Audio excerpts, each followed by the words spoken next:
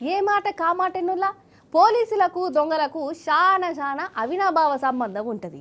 అసలు పోలీసుల పని ఏంది? దొంగతనాలు జరగకుండా చూడాలి, దొంగలను పట్టుకునుడు గంతే కదా.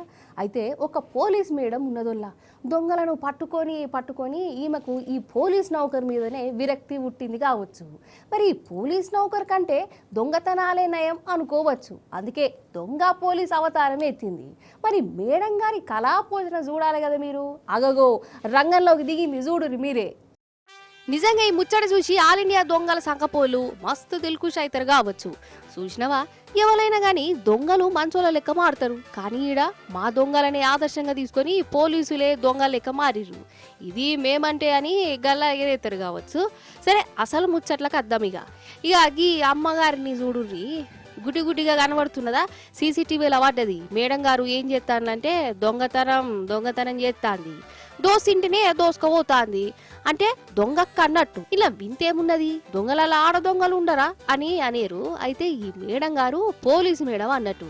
అది కూడా ఉత్తపచ్చ పోలీసు కూడా కాదు, డిఎస్పీ మేడం. మధ్యప్రదేశ్ రాష్ట్రం భోపాల డిఎస్పీ కొలువు చేస్తుంది.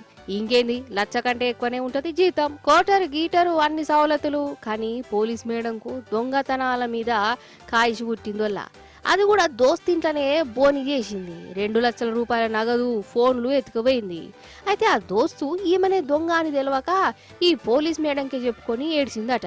గిట్ల సంగతి, నా ఇంట్లో దొంగలు పడ్డారు, నువ్వే దొరకబట్టాలి అని చెప్పింది. చూసినవా, దొంగకు తాళాలు ఇచ్చుడంటే గిదే కావచ్చు. మరి అటంగా సీసీటీవీ చూస్తే ఈ దొంగ పోలీస్ మేడం బాగోతం బయటపడ్డది. ఇక పోలీస్ టౌన్ లో కంప్లైంట్ ఇస్తే ఈ డిఎస్పీ మేడం ను ఎంక్వైరీ చేసి అరెస్ట్ చేసిరు ఎస్ఐసిఐలు. కానీ ఏ మాట కామాటేనోళ్ళ, ఎవరైనా దొంగలు మారాలని పోలీసులు మంచి ముచ్చట చెప్తారు, స్కీములు పట్టుకొస్తారు కదా. కానీ ఈడ పోలీసు దొంగ లెక్క మారిపోయింది. గట్లుంటది మరి దొంగల పనితనం అంటే.